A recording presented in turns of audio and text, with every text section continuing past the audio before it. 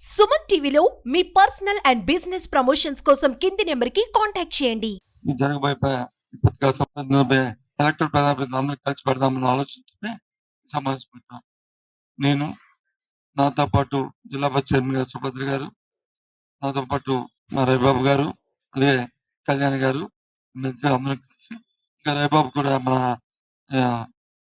రవీంద్ర బాబు కూడా అందువేళ ఉన్నారు. అర్థం వచ్చి నిన్నటికి 20వ తారీఖుకి 100 రోజులు దాటి 100 రోజులు పరిపాలన నేపథ్యంలో సందర్భంలో ముఖ్యమంత్రి గారు, వారు కూటమికి చెందిన డిప్యూటీ సీఎం గారు, వారితో పాటు భారతీయ జనతా పార్టీ అధ్యక్షులను ముగ్గురు కలిపి, వాళ్ళతో పాటు అధికార పార్టీ వర్కింగ్ ప్రెసిడెంట్ నలుగురు కలిపి ఓ సమావేశాన్ని పెట్టారు.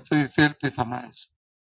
సిఎల్పి సమావేశం అంటే సహజంగా ఎంపీలు, ఎమ్మెల్యేలు, రాజ్యసభ మెంబర్లు, లోక్సభ మెంబర్లు, ఎమ్మెల్సీలు అందరూ కలిసి ఆ సమావేశం జరుగుతుంది. ఆ సమావేశంలో 100 రోజుల తాలూకా ఘనతను చెప్పుకోవడానికి పెట్టుకుని చేసే కార్యక్రమాలు చెప్తామని చెప్తూ ముఖ్యమంత్రి గారు మాట్లాడినప్పుడు ఒక మాటను ఆయన మాట్లాడారు. చాలా దురదృష్టకరం, చాలా అభ్యంతరకరం. అలాంటి అనుచితమైన మాటలను వచ్చి అలాంటి ఉన్నత స్థానంలో ఉండి ప్రజలతో ఎన్నుకోబడిన మరి ఆ వ్యక్తులు మాట్లాడే మాటలు కాదు.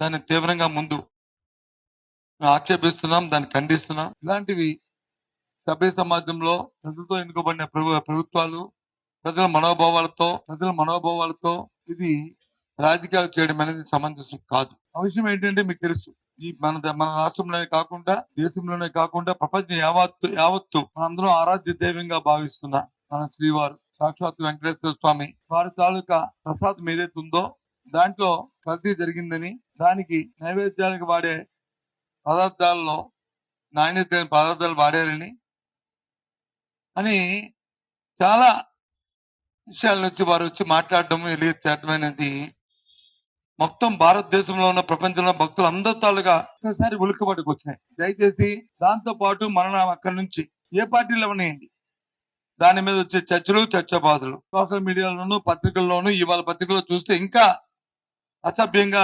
అసందర్భంగా దాని మీద వచ్చే రాతలు, ఇది సమంజసం కాదు. అధికారం ఉన్న వ్యక్తులు ఏదైనా ఆరోపణలు చేసినప్పుడు మీ చేత అధికారం ఉంది, మీరే అధికారం ఉన్న నాయకులు, రాష్ట్రంలో మీ కూటమే దేశంలో అధికారంలో ఉంది, ఎంక్వైరీ చేయండి, దాని మీద విచారణ జరపండి.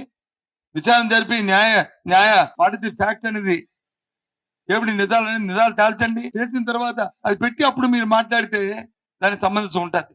అంతేగాని పాసింగ్ రిమార్క్స్ చేసి ఇలాంటి కార్యక్రమాలను రాజకీయ కోణంలో భగవంతుని వినియోగించుకోవడం, వారి పేరును వచ్చి రాజకీయాల్లో చొప్పించడం అనేది చాలా దురదృష్టకరం. ఎందుకంటే దేవుడితో మనం మాట్లాడుకోవడం మంచి సమంజసం కాదు. ఇది చిన్న విషయాలు కాదు. మనం అనుకుంటాం చట్టాల్లో రుచులు తీసుకొని చట్టాలకు అతీతంగా మనం ప్రవర్తించవచ్చు, కానీ దేవుడితో వచ్చి మనము దాన్ని వచ్చి చేస్తే ఎవరైనా సరే దానికి మాత్రం ఇవాళ కాదు రేపు ఉంటుంది శిక్ష అనుకోవచ్చు. దేవుడు మనకు కనిపించదు కదా, ఏదో రాత్రిలో ఉన్నాడు కదా పర్వాలేదే అని అనుకోవచ్చు, ఎక్కువగా ఆలోచన ఊహించుకుని మాట్లాడవచ్చు, కానీ తప్పది. ఇవాళ ఏ మతమైనా, ఏ కులమైనా, ఏ వ్యక్తి అయినా, ఏ వర్గమైనా అందరికి మనస్సు అనేది ఒకటి ఉంటుంది, మనస్సాక్షి అనేది ఒకటి ఉంటుంది. ఆ మనస్సాక్షి ప్రకారం ఆలోచన చేసుకుంటే ఆ సాక్షే భగవత్ స్వరూపం. అది మనం ఉట్టిపోని ఒక తప్పుగా చేస్తే, దేవుడికి అపచారం చేస్తే, అపఖ్యాతి తీసుకొస్తే తప్పు అది ఊరికిపోదు. ఇవాళ కాకపోతే రేపైనా దాని శిక్ష అనుభవించవలసిందే. దయచేసి ఇంతటితో ఇది ఆపండి. మీకు చేతనైతే దాని మీద ఎంక్వైరీ చేయండి. మీకు చిత్తశుద్ధి ఉంటే ఎంక్వైరీ జరిపించండి.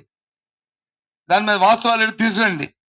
అప్పుడు మాట్లాడిన అంతవరకు కూడా పత్రికలు కానీ పత్రికాధిపతులు కానీ రిక్వెస్ట్ చేస్తున్నాను, రాజకీయ పార్టీలు రిక్వెస్ట్ చేస్తున్నాను, దీనికి ఇంతటితో పరసమవుతం పెట్టి ఎంక్వైరీ చేసి అప్పుడు వాస్తవాలు శిక్షించండి. మీరు శిక్షించమైనా దేవుడు శిక్షిస్తాడు రేపు తప్పు అయితే. నాకు ఇది అర్థం అవట్లే.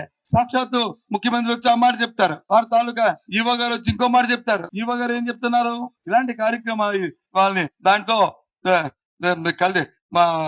ఏదైతే ఆ నెయ్యి ఉందో ఆ నెయ్యిలో వచ్చి కొంత కలుషితమైంది, దాంతో వెజిటబుల్స్ ఫ్యాట్ వచ్చి ఉన్నది, దాన్ని మేము దాన్ని తిరస్కరించాము, దాంతో ప్రసాదాలు చేయలేదు అని చెప్పారు.